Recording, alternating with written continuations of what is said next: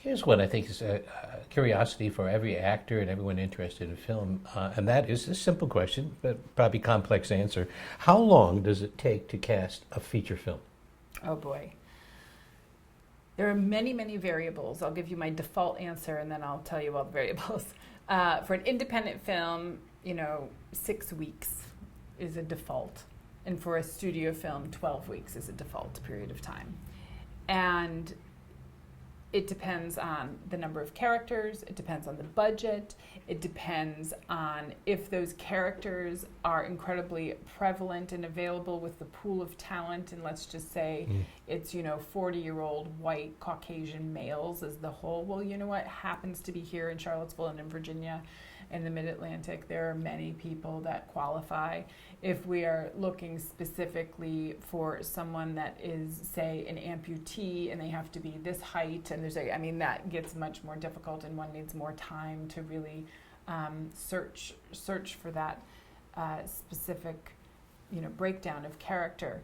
I also think that the luxury of time for me allows me to connect with the director or writer-director and producer on both a creative level when it's a writer/director and on a financial level as well as creative with the producer to understand how they work, especially if they're new.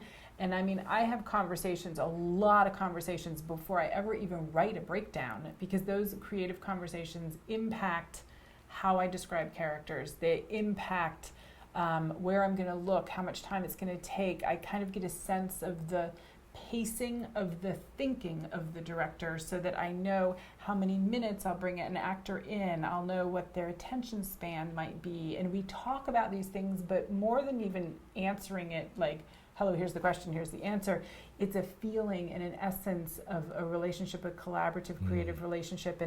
And that then helps me do my job, because as a key department head, I think all of the departments are like this. As a key department head, our responsibility is partially and truly to always go back to the zeros and the ones in that what inspired that creative vision, what is that creative vision at its core, and how do we help accelerate and add to that to support the director's journey. And it's really, that's one of the most fun parts about this job. I love actors and collaborating and all of that, but just that initial prep time is so valuable. So even if it's an independent film and they're like, okay, we have 3 weeks to cast, I think that part of me is like, whoa, 3 weeks to cast, but we can't start bringing people in tomorrow, because there needs to be this connection made first. And that's why I think studio features, it is such a long period, because you have time to do that, and everything is on top of each other, so you do multiple things at the same time.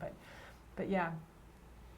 Esoteric, I know, a little esoteric, but it's great. Truly an artistic process, and it's really one of the things. I'll be a little editorializing here a little bit, but once again, I think the world is now beginning to understand how artistic and aesthetically complicated it is to be a casting director at a feature film level. We are casting directors. We are not booking directors or booking.